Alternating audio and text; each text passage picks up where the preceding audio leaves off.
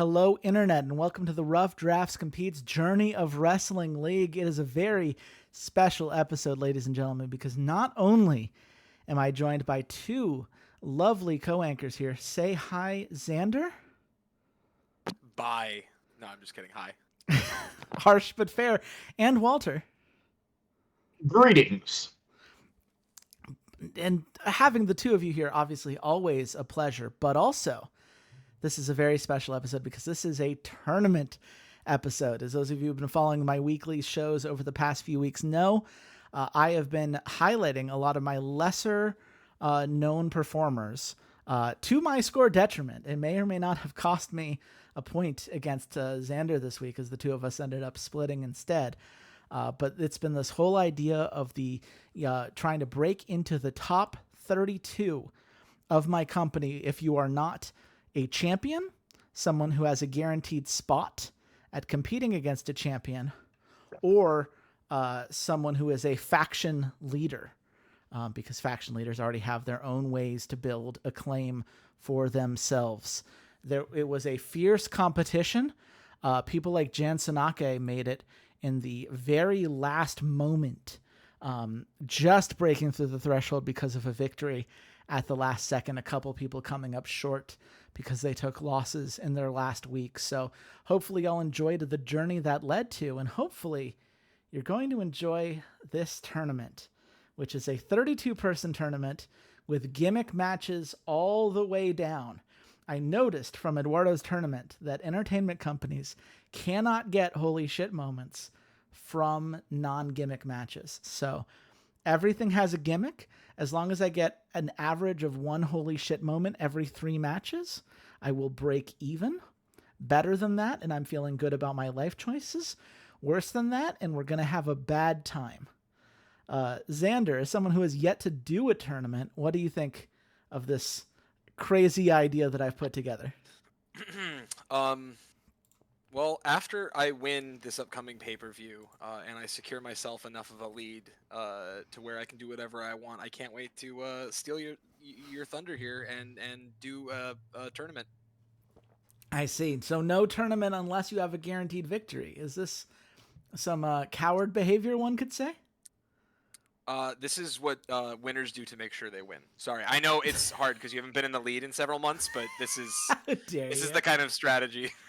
No. I mean, both y'all, because you waited until the last fucking 2 months to do a tournament. You didn't mention it ahead of time, like I did, which was like 2 pay-per-views ahead of time. I did mention it ahead of time. No.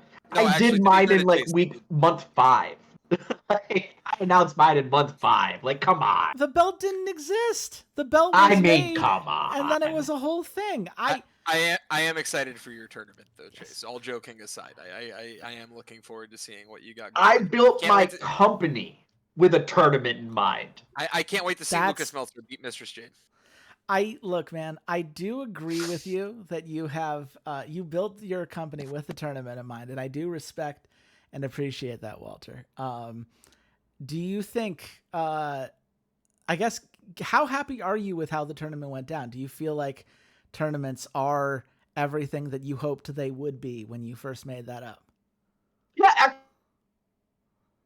exactly what I wanted to do, which was craft a story about my tag teams and, them pursuing the championship belt and getting a guaranteed contract for a later pay-per-view. I think the one thing I do wish you could do with tournaments is that you could set them up and then put part of them into your weekly shows, even if it replaces segments, right? Like I much would have preferred, and I guess that's purely for us, right? Because we're trying to get, score points on these weekly shows.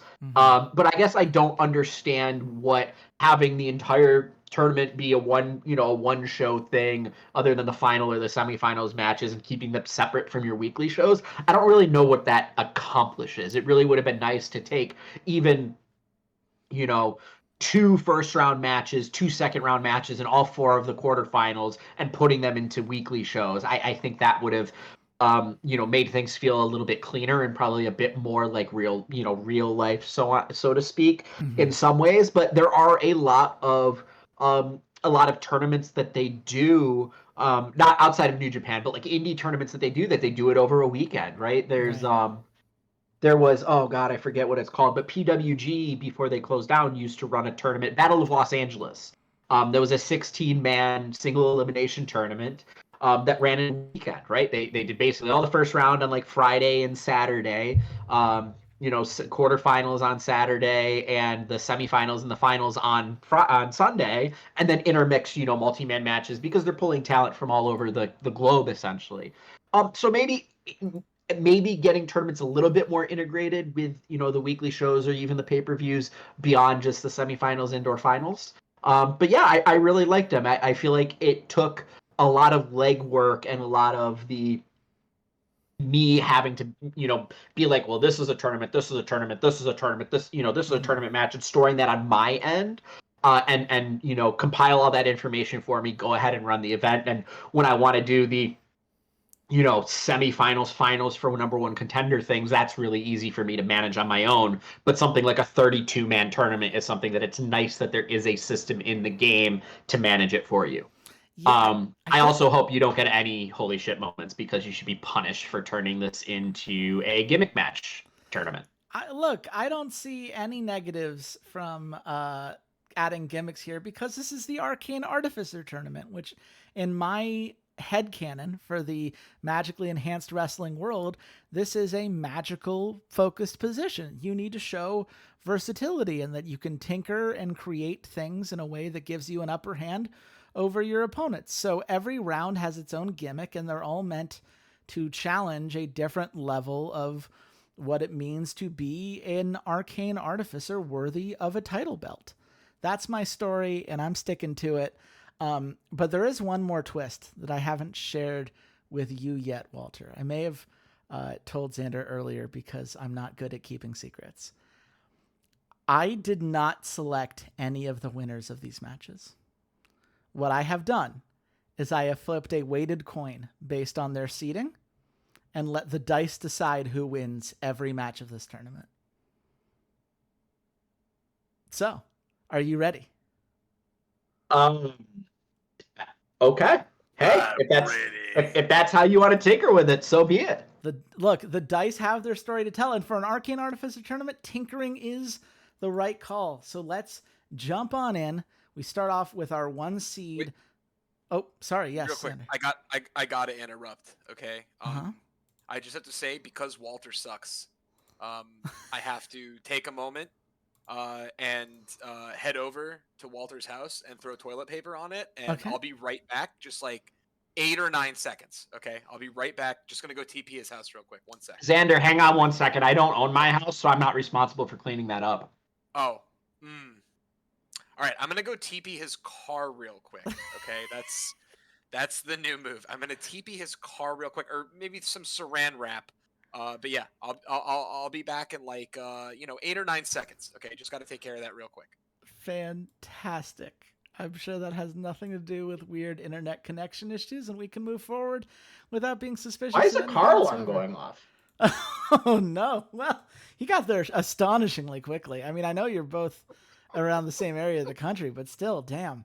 Well, we do start with our opening match here. Our number 1 seed, Monty Hendrix, the self-proclaimed gift from God, who is currently a member of Independence, coming up against Jan Sanake, the 32 seed, who just barely crawled his way into this tournament thanks to a victory alongside his teammate in Savage Vengeance.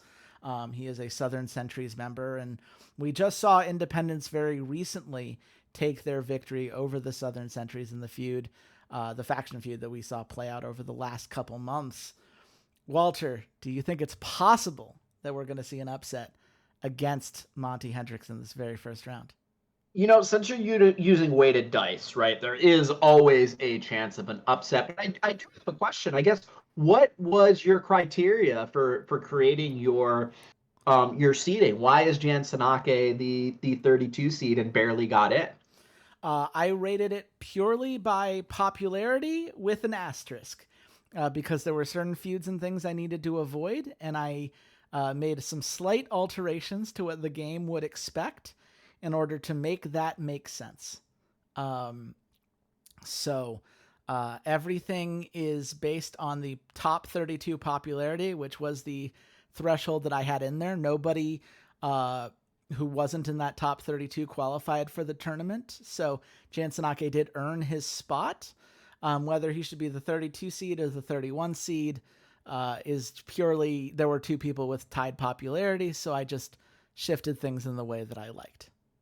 Gotcha. Okay. It makes a lot of sense to me. I'm still going Monty Hendricks.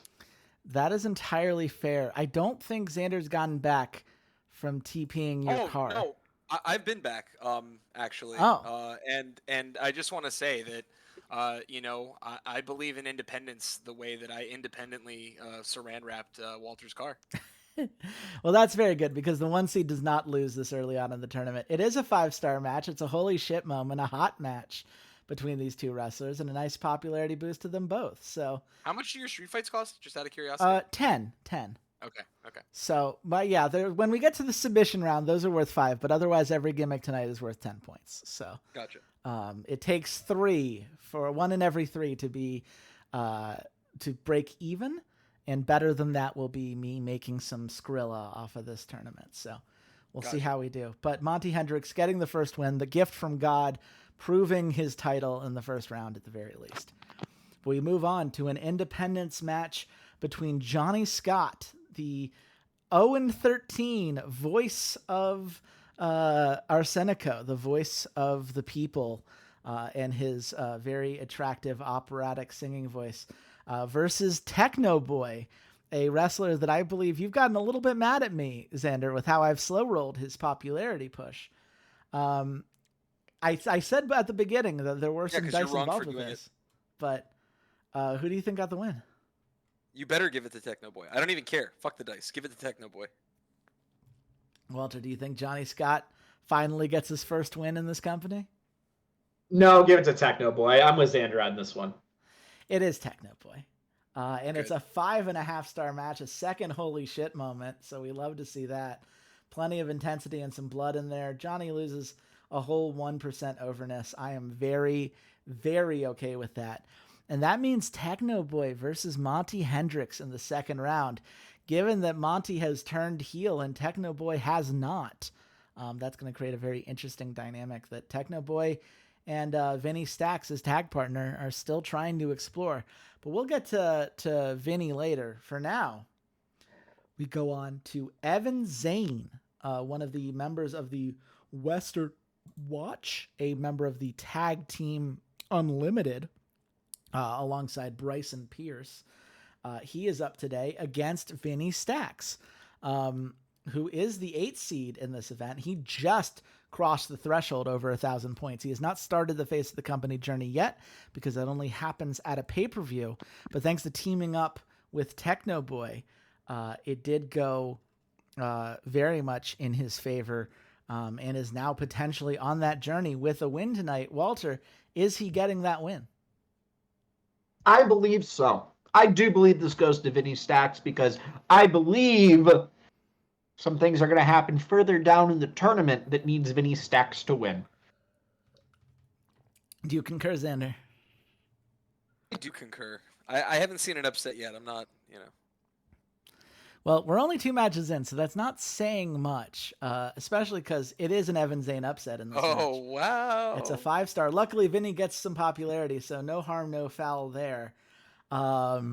This was my first low roll. I will say, as a spoiler alert for this first round, there were many times in which I wished that these were my D&D rolls that I had saved for an actual game. Gotcha.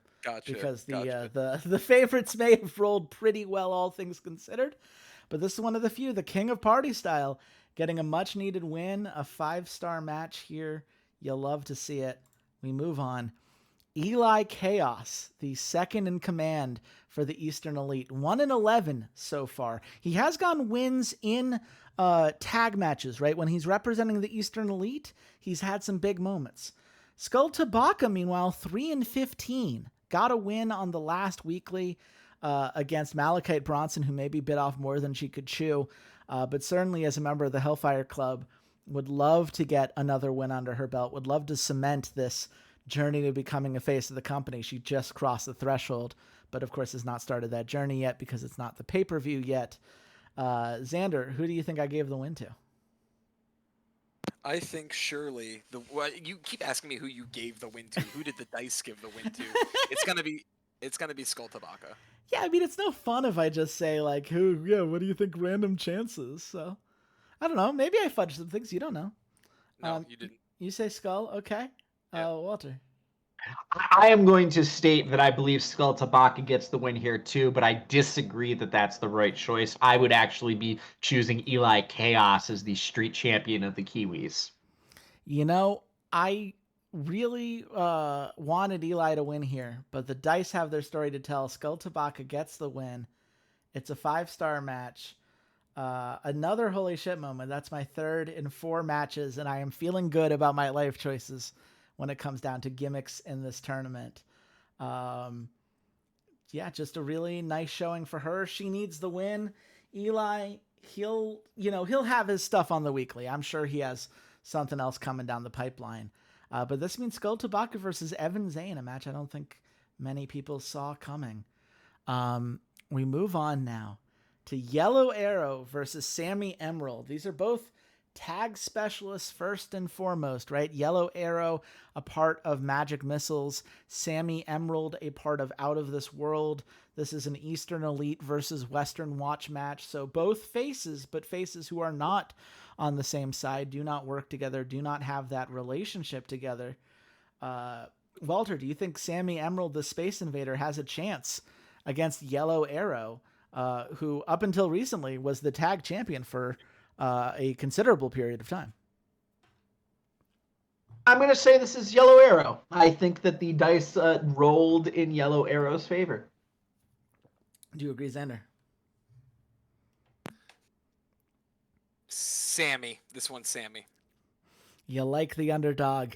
I appreciate... I feel like there's one or two more in here, and I feel like this is one of them. It is not. Yellow Arrow is winning this one. Rip. But it is a 5-star match, a nice overness boost for Yellow Arrow. Another holy shit moment, which you love to see. This is one of the few I didn't need to make a feud for. They already had one, so was very happy to see that. I tried not to spend more money than I needed to on feuds, which is to say I still spent too much money on feuds. But I will take the holy shit moment. I'll take a win for Yellow Arrow. But that brings us to a very interesting match. This is Jay Xavier of the Eastern Elite versus River Dannenberg from the Southern Centuries. We know the Eastern Elite and Southern Centuries were feuding very recently. But Jay Xavier, he's been very focused as a member of Liquid Steel on trying to reclaim that trio's championship. This is his first time fighting as an individual in a while. Meanwhile, River Dannenberg, Bryce Dannenberg is part of Risk It All, the current trio's champion, is also his duo partner in Judgment Day. Judgment Day took a loss on the show, on the Go Home show before this tournament, but River Dannenberg still getting a win, doing well enough, I should say, in that loss to qualify for this event. Xander, who do you think got the win? Jay Xavier. You give it to Jay. Walter. Man, because so many favorites won, I also feel like it's Jay Xavier, but here I would have picked River Dannenberg. So, Jay Xavier. I would have liked River Dannenberg here as well, but it is Jay Xavier. He is getting the win. It is a 5.25-star match. It is a popularity boost for them both. Jay Xavier now on his way to potentially becoming a face of the company, which is wild, given what his career has looked like to this point. No holy shit moment. That's fine with me. That's going to be Jay Xavier versus Yellow Arrow in the second round. But we move on. Shane Mack versus Rob DiBiase. Rob, of course, a member of Highway Robbery, who just joined Righteous Retribution. I will say this is one of the few in which I had to be very careful about who won, because the Righteous Retribution Western Watch feud is at risk of blowing over. I had to be very careful about who from either of those factions won their matches. May have fudged things to make that possible. But Rob DiBiase only has one match as a singles opponent, and he did not win. I believe it was a battle royale. Meanwhile, Shane Mack from the Eastern Elite, he is best known as Mack Truck, aka that guy that insulted Johnny Hangtime that one time. And he owns this business. Which is the only thing that has ever made him relevant. Wow, Xander dropping the mic and leaving the call there. Walter, who do you think I gave the win to? I choose Rob DiBiase. I like Rob DiBiase. That would be my choice, and if that puts you in a rough position, that's your own fault. Okay. Yeah, sorry. I was about to say something about Shane Mack, but Johnny pulled me aside.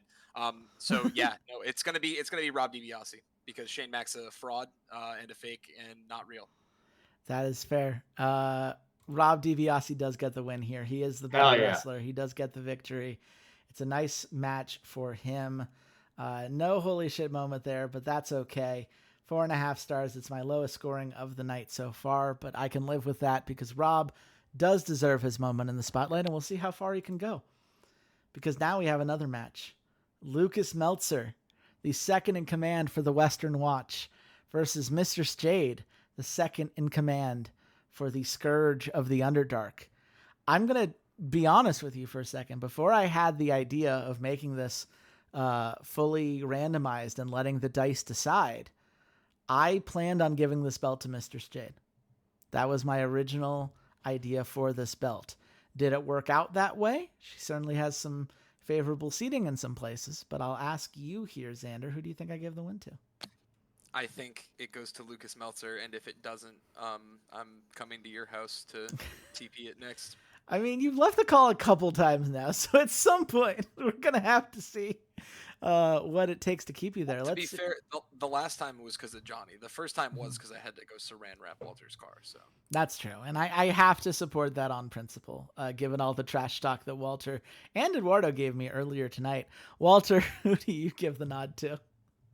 Lucas Meltzer, because it'd be fucking funny. It would be funny, but no, Mr. Stade's winning this one. Boo. And it's a 4 3/4 stars. Mrs. Stade moves her way through. Look, I really like Mr. Stade. I feel like she deserves her shot. I'm happy to give her that opportunity. The Scourge, she is the only representative of the Scourge in this tournament. Everyone else in the Scourge is either a title contender, someone who has already won a belt, or not good enough to be in this tournament. So she has a lot weighing on her. And Rob DiBiase is by no means going to be an easy threat to take out. But we move on to the other side of the bracket. This is Fuerza de Dragon versus Cyan Orion. People who've been following the weeklies know Cyan was baited into this tournament by Mistress Jade. Her only hope, or her only goal of being here, was to take down Mistress Jade for taunting her, take on Emu Amikio, who it turns out, because of her goals with Light and Shadow, is not going to be attending this tournament. But she has put everything on the line and even sacrificed some of her relationship with her tag partner to make this happen. Meanwhile, Fuerza de Dragon is a valued member of the Eastern Elite, only 1-8 in singles matches, but this is the guy who has regularly come out in every match that they have to fight as a faction and done his part for the team. Walter, who do you think got the win? Cyan Orion. You give it to Cyan. Xander. Cyan. This is where you can tell that RNG took over, because Fuerza de Dragon won this match. Oh, gotcha. And it led to a good psychology boost, so I'm happy with it. No holy shit moment. The game has not been as kind as it was early on. We'll see if that continues to be the case. I think I'm still breaking even so far, but I worry as this continues that there might be a cap of some sort. We will find out.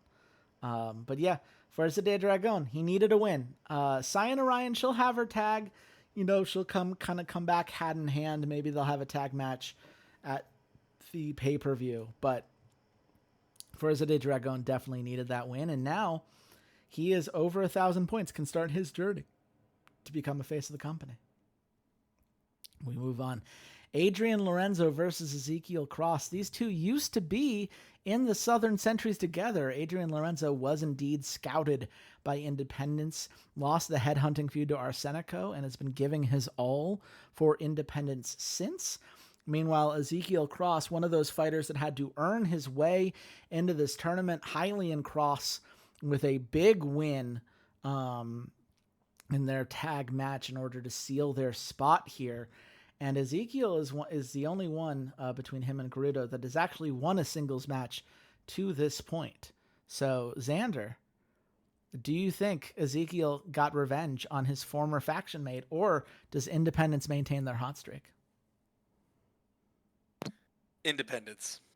Okay, you give it to Adrian. Walter? Adrian as well. Oh, wait a minute. I'm not allowed to give it to Adrian. It's going to Ezekiel. It is going to Ezekiel. This is one of the few upsets. It's a 5-star upset. Thank goodness Adrian does not fall. No holy shit moment. You couldn't give me some love for that one, huh? No. Taking it from Adrian? That's, I mean, You harsh deserve but nothing. fair. Oh, that's harsh. That's a little bit harsher than I was expecting, to be honest with you. But Okay, you Here- deserve nothing good. that's better for sure. No, that nailed it, and that's the the takeaway for sure.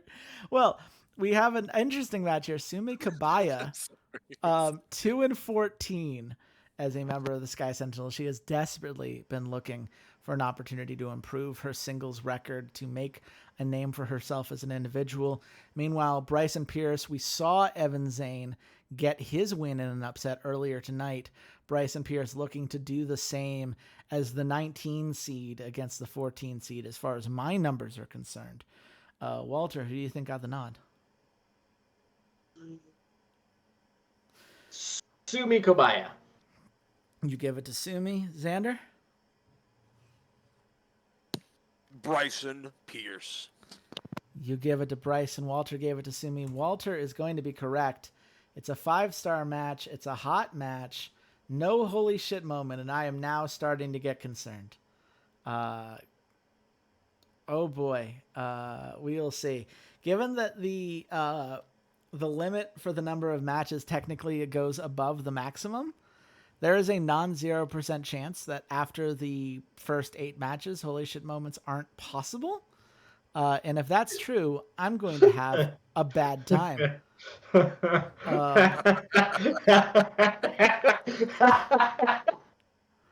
Well, we're going to find out together, but I'm okay with Sumi getting a win here. She desperately needed one. Bryson will be fine. He has his tag stuff to look forward to. Now, here's a fascinating one.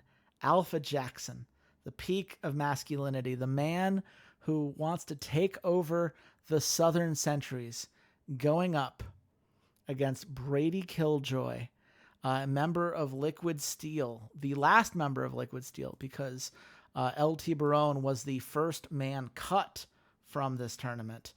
The Metal Militia trying his best to represent the Eastern Elite and his trio. This is the 3 seed in Alpha Jackson versus the 30 seed in Brady Killjoy. Xander, do you believe in miracles? No.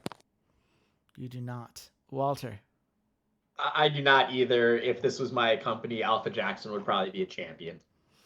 Look, Alpha Jackson, I want to make a champion at some point in time. But the dice have their story to tell, and Brady Killjoy is winning this match. That's why. I rolled a nat 1 on this one. So Brady got it. Huge morale boost for him. Thank goodness. No negative. Oh, and here we go. Okay. Brady Killjoy suplexing Alpha Jackson from the apron to the through a table outside. Thank goodness. I'm not going to be starved for points for forever. Go team. 4 3/4 stars. I will take that as the win that it is. And that wraps up that quartile of the bracket. We've got 4 more first round matches to go. And it starts with Connor Hansen, the other half of Highway Robbery, versus Tijuana King, the one of the 2 women alongside Skull Tabaka who left the Scourge of the Underdark to join the Hellfire Club, who up until recently had been haunted by Alana Elise trying to destroy her former tag partner from their time as champions in Rude Awakening. That was very much a monkey on her back, could not get over the idea that this was Alana's fault. She lost that feud, and last week kind of served as a wake-up call as she beat up on Denise Weston, who, as a result, is not in this event. Walter, who do you think got the nod? I mean, I feel like the right move here is Tijuana King, but I kind of like the cowboy vibes, right? Connor Hansen. I like the cowboy vibes from Connor too. Xander, do you think that's enough for him to get the win? Vibes. Okay, that's 2 votes for Connor, but it is Tijuana getting the upset victory here, and a big one for her. She definitely needed it to fight her way back through this company, and a nice victory to give her and Skull Tabaka, the Hellfire Club, 2-0 so far at this event, which is great to see if you are a fan of the chaotic energy that they've provided. But we move on. DJ Vector, another member of Out of This World, versus Wendy Blank, a member of Shots Fired. This is Eastern Elite versus the Sky Sentinels. These factions have only been aligned, right? You saw the Sky Sentinels on various occasions coming down to help the Eastern Elite when they were being under attack by the Southern Sentries with that kind of vicious backstage attacks that dominated the early part of this month. Or I should say, it's dominated the last couple months of competition here. Xander, who did I give the nod to? No one. You gave it to me. I win. You got the win. Interesting. I don't see the button for you, but definitely not Wendy Blank. Definitely not Wendy Blank. Okay, so not Wendy is Xander's pick. Walter? You know what? Wendy Blank. Well, fuck it. You what? Sorry. Wendy Blank. Fuck it. Okay, so we have 1 Wendy Blank, 1 not Wendy Blank. Unfortunately for Wendy, DJ Vector did get the win here. 4 1/4 star. I think that's my lowest performing for the night. Yeah, no wonder. But objectively correct decision. Yeah, look, I like Wendy Blank, but she is not. No, you don't. No one likes Wendy Blank. How dare you? How double dog dare you? Yeah, how could you be so blank-minded? That was bad, and you know it was bad. Look, man, I like Shots Fired. Care. Like, Denise Weston wasn't here, so it was important for Wendy to show up, and unfortunately she couldn't quite pull it off. We move on. 2 matches left in the opening round. Briar Allison versus Riku Inoki. We talked about Jan Sanake earlier, just barely battled his way in as the 32 seed. Riku, meanwhile, did a little bit better for himself along the way. He is 0-9 in singles competition, but he is higher on the popularity scale, and people think maybe those matches have prepared him for this.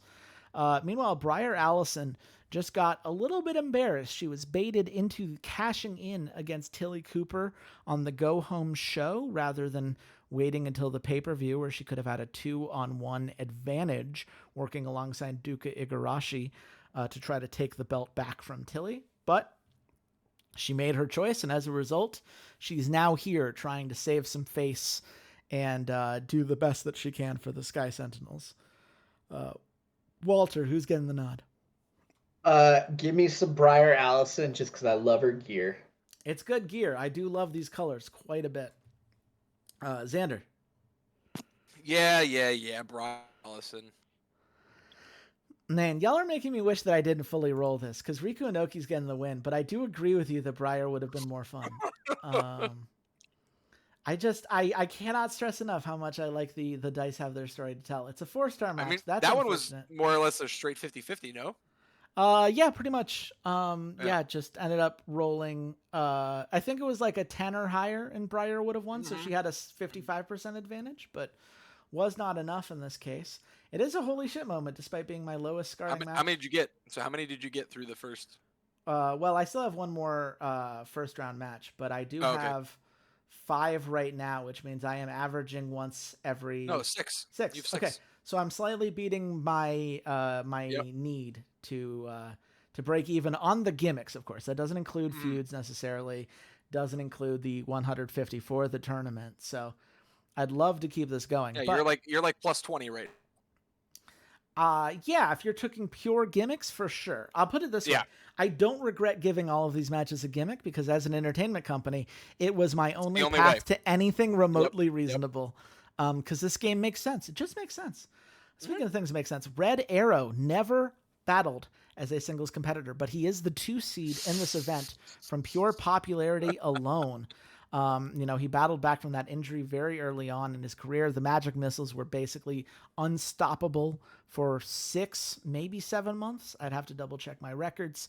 But unfortunately, they did just fall short. Fortunately. And so he and Yellow Arrow, I should say, are both competing here tonight. Losers. We saw Yellow Arrow take care of business in his first round match, but Gerudo, this is the other member of Hylian Cross. We saw Ezekiel pull off the upset earlier. Gerudo at 1-7 as a singles individual, someone who barely made the cut for this tournament as a whole. And this game ranked as the 32 seed below Jan Sanake. They were literally right next to each other. But he would love nothing more than to prove that Ezekiel is not the only one with bigger aspirations on his tag team. Xander, who do you think got it?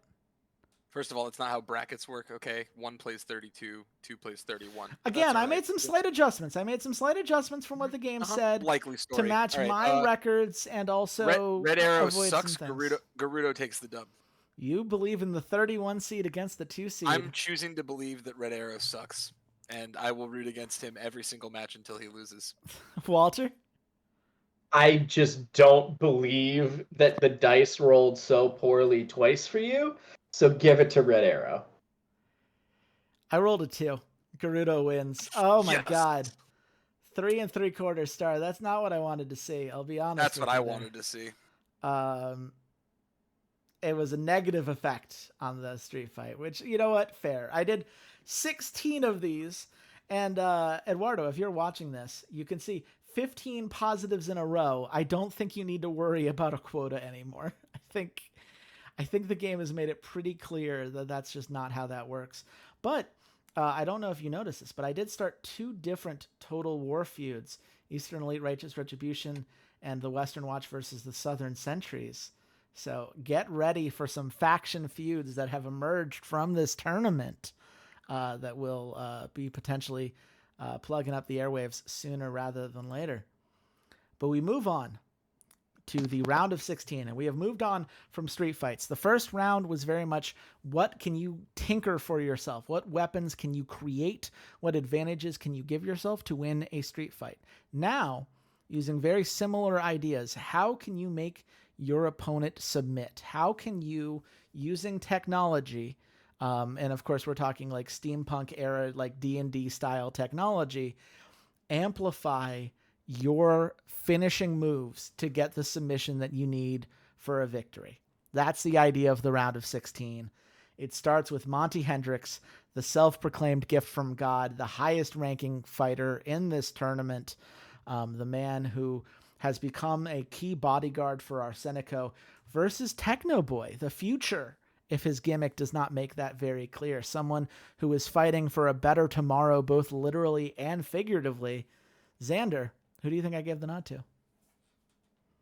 I think the nod goes to Techno Boy. Fuck Monty Hendrix. You give it to Techno Boy. Walter? I feel like you have to choose Techno Boy, and this needed to be fudged no matter what the role is.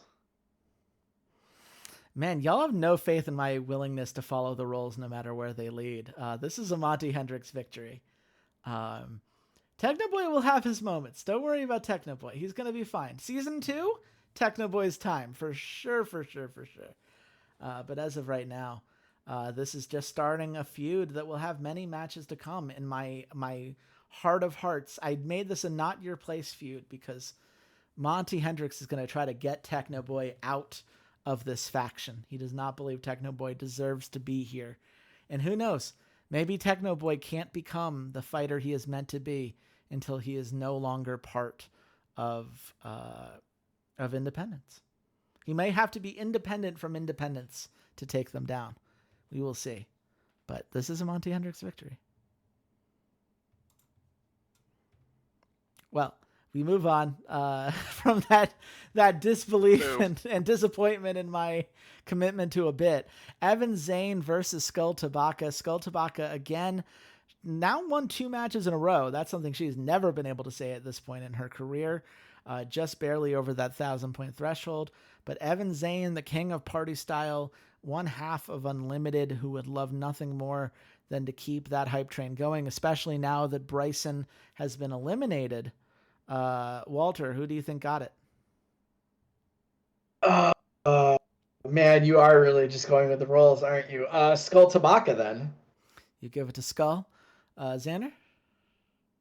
Skull Tabaka. It is indeed Skull Tabaka getting the nod. It's a 4.25 star.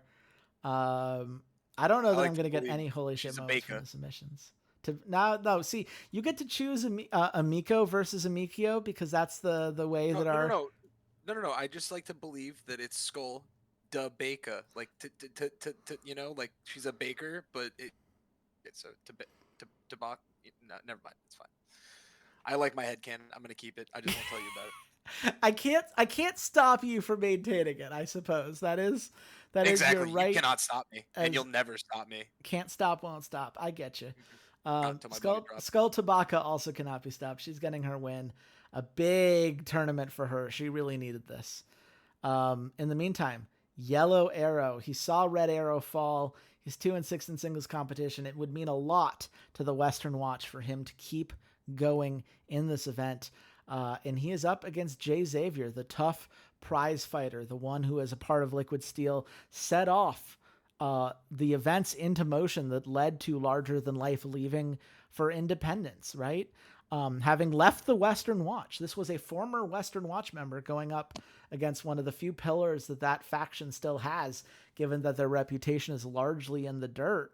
So, Xander, do you believe that Jay Xavier gets revenge on his former faction member, or does Yellow Arrow put Jay Xavier in his place?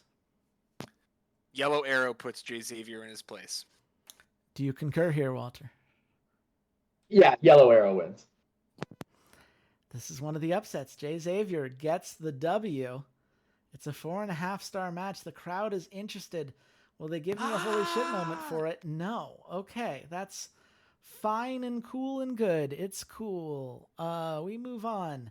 That is the first. Oh no, we have one more in this first half of the bracket, which is Rob DiBiase, Highway Robbery.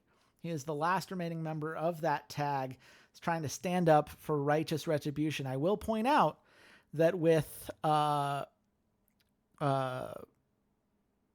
Evan Zane down, there is no risk of a Western Watch versus Righteous Retribution match, which is one of the few things I may or may not have fudged along the way.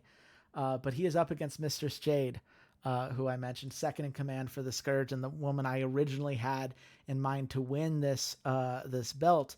Walter, do you think perhaps I adjusted my weighting measurement to give Mr. Jade a win here? Nope, Rob DiBiase.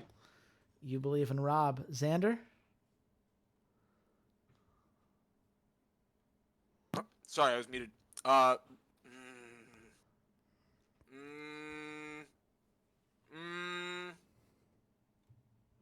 Rob. I'm going with Rob. You Final both answer. believe in Rob. Robbie. I will say, I did not change the weighted dice at all. But Mr. Jade did win this one. Bullshit. She did. Look, Rob rolled a 5. I don't know what to tell you. It did not go the way he wanted it to. Again, no holy shit moment. My submission match is not helping me on that regard. But the Demon Queen moves on. My answer to the Empress, Mr. Jade, continues her streak here tonight. I'm sorry, is she on like a 10-match singles winning streak with the championship that she's held for 10 months? No, but her name's Mr. Jade. She's the Demon Queen, and she's pretty cool. She's pretty chill. I didn't say it was a 1-to-1 comparison. I just said I can't even call her the great value brand Empress Kabuki because that would be offensive to Empress Kabuki still. Wow. Okay. Well, keeping that in mind, we do move on. Fuerza de Dragon versus Ezekiel Cross. Again, rejuvenating that Eastern Elite versus Southern Sentries feud. Fuerza de Dragon finally got his first win in quite a while. Ezekiel Cross fighting to maintain Hylian Cross's presence. Both he and Gerudo pulled off upsets in the first round. Walter, can he keep that streak going, or does Fuerza de Dragon take care of business? No, you just already had an upset. There's no way the dice gave you 2 upsets in a row. Fuerza de Dragon.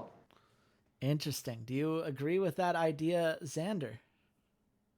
Yes, I do. I think Walter is correct.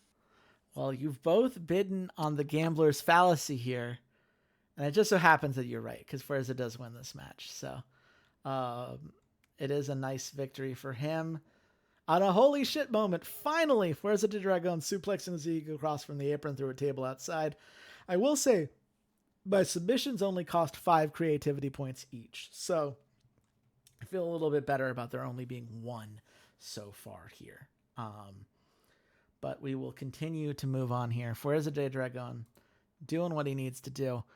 Now we get to a fascinating one. This is Sumi Kabaya, took down Bryson Pierce in the first round. The 3-14 representative of the Sky Sentinels would love nothing more than to get another win under her belt, because that win-loss record was rough.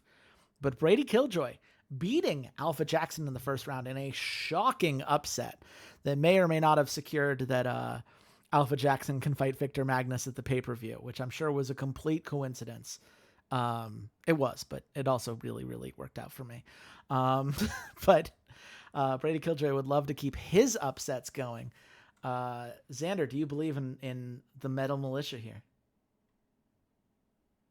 Yeah, no, that's tough. I don't know if I believe in the Metal Militia. The Metal Militia might not even be real, you know? So I'm going to have to go the Metal Militia is rusting. Wow. I will say nothing really metallic about his outfit here. That is a fail on my end, I suppose. Walter. Yes, you failed. Walter, who do you think got the W? I am also going to say that it's Sumi Kabaya, just because I like Sumi Kabaya better. I do too, and I'm glad that it worked out this way. It's a 5.25 star, a big boost for Sumi. If she gets one more win, she could start her path to becoming a face of the company. How crazy would that be, ladies and gentlemen? We'll see if she can pull that off. But we move on now. Tijuana King versus DJ Vector. We saw Tijuana King pull off the upset against Connor Hansen last round. As a member of the Hellfire Club, she is desperately trying to start herself anew, wipe off the sins of the past, so to speak. But DJ Vector, a member of Out of This World, core tag of the Eastern Elite that's been on a hot streak in general, and one of the better individual performers when it comes to tag teams. Walter, who do you think got the nod? And this feels like Tijuana King moving on, but DJ Vector's the better rate. So Gambler's Fallacy, DJ Vector. Okay, you believe in DJ. Xander.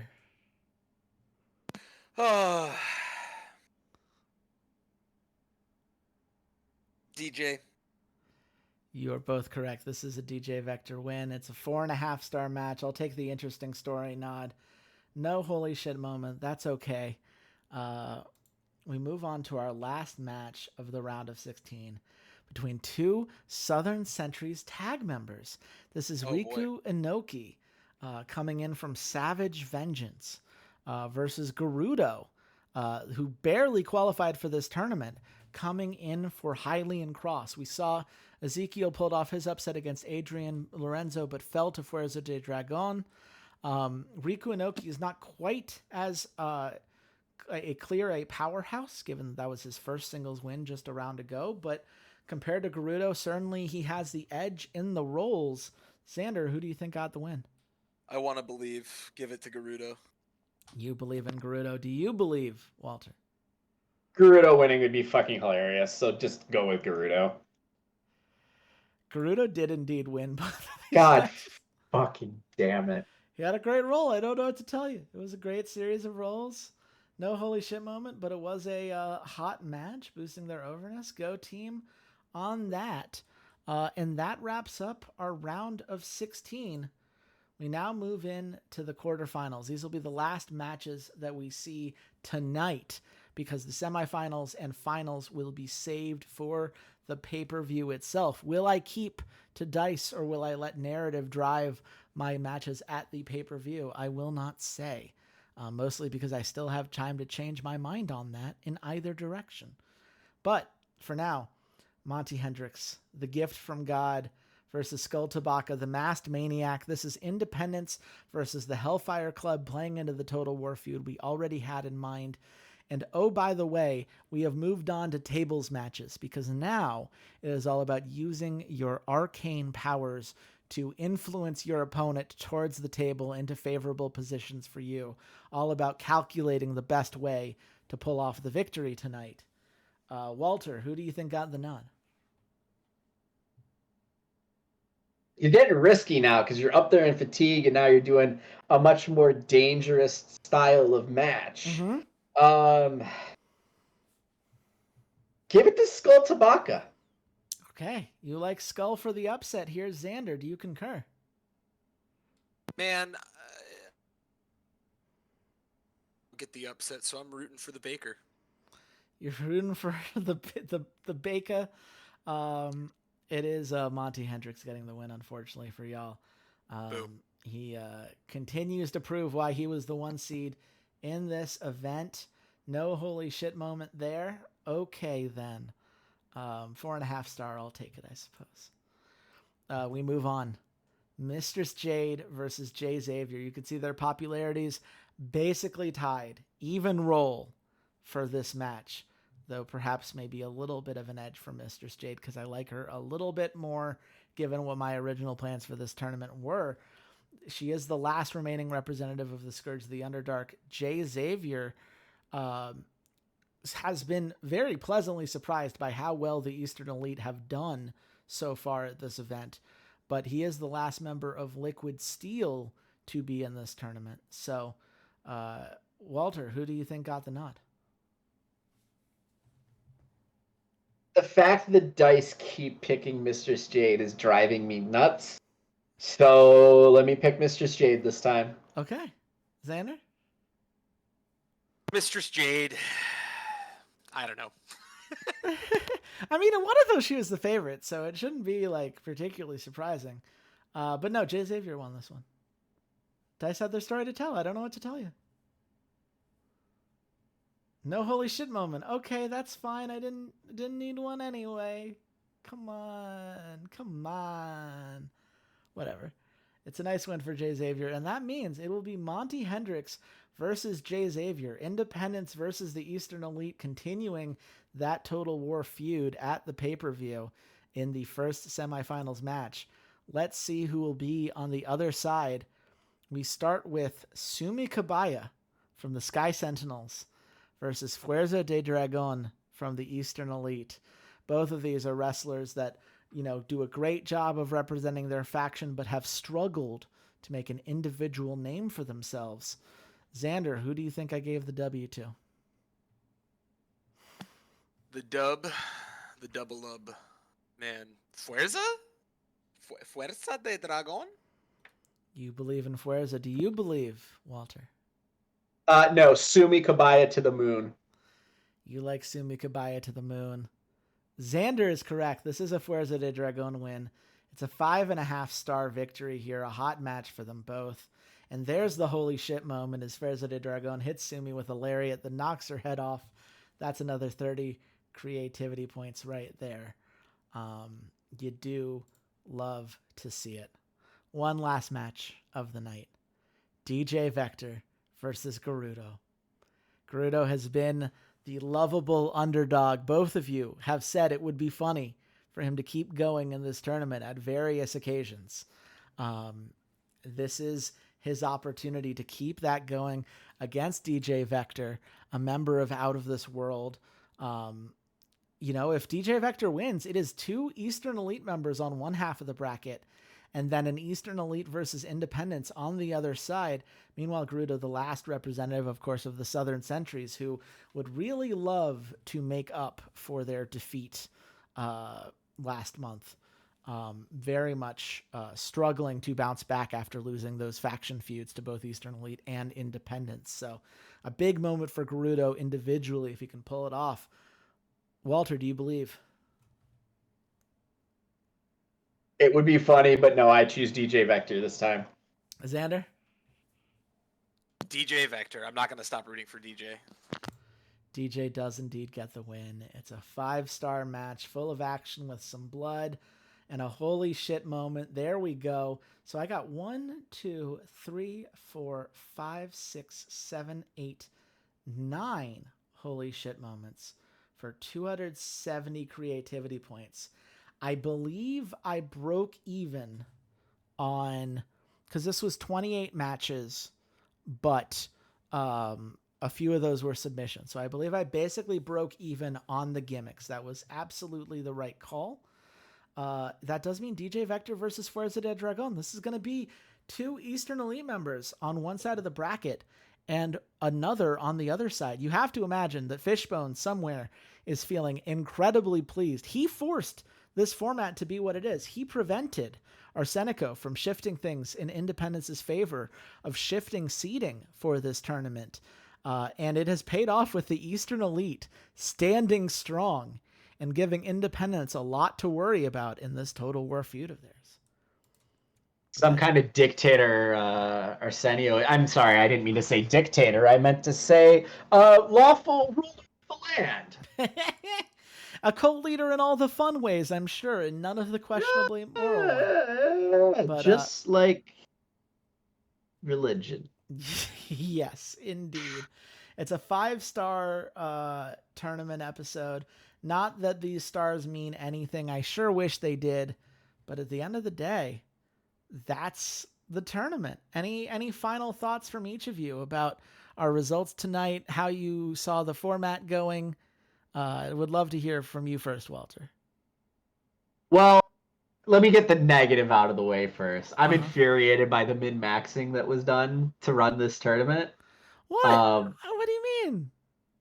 I'm glad you find that as fun. I just looked at this the entire time and was like, street fight going up, street fight go up, street fight go up, street fight go. Like, what I've learned is if I'm single playing this game, I'm just gonna do a tournament the very first thing and put street fights just to get my street fights all the way up and like max out my creativity points and just do that to level up gimmick matches. I do like the wrinkle of the weighted dice to determine it versus it just being straight 50-50 simulations. I do kind of like that. That is kind of fun. I guess there is a risk to it if you don't do it the right way, where it seems like you did, of making sure that you have a narrative or a feud already ready to go and kind of manipulating it that way. I guess it is not that much different than what I did. Just you're doing the coin flip first, figuring out who wins, and then making your feuds and everything from there. Overall, it's a fun tournament. Like, I'm very intrigued by the outcome. Yeah, it's just, min-max everything. Well, it is funny that you say that, right? Because earlier on in this competition, you probably wouldn't have had points to run a tournament that way. Like, had it not been for the award show, I couldn't have afforded this. Let's be clear on that front. But also, like if it was early on, like, I do agree, it would do a great job of leveling up these gimmicks. Obviously, I'd already leveled them up, so they were guaranteed to go in my favor. If you started on month 1 that way, you'd probably have a lot more ups and downs. And also, it's just entertainment companies. I can't get a holy shit moment with a pure match, which is a damn shame. And I kind of feel like tournaments are designed for pure companies as a result. Right. I can't tell you how much time I had to waste manually adding a gimmick to each of these matches just to get it to accept. There's no like select all in this thing. So I don't think it's designed for the purpose that I used it for, but I also felt like outside of min-maxing, I felt like Arcane Artificer, it was the kind of flavor that I felt needed a gimmick, that justified a gimmick, and that I went in not knowing if I was going to get any holy shit moments out of it. Like, I didn't go in knowing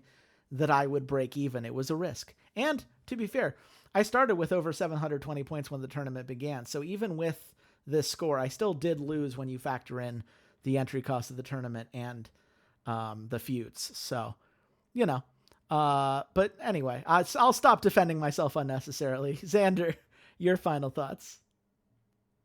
Yeah, I mean, you know, it's the good stuff. It's the DJ Vector time. All right, I'm happy Gerudo made his moves though. Oh man, I'm glad that some of your favorites could get some love. I'm very sorry that Lucas Meltzer, 1, got paired up against Mr. Stade in the first round, and 2, lost that dice roll. I knew when that happened that was going to be a bummer. Because I honestly would have much preferred for him to be in like the River Dannenberg seed and maybe gone on to get some victories. But what are you going to do? Dice have their story to tell.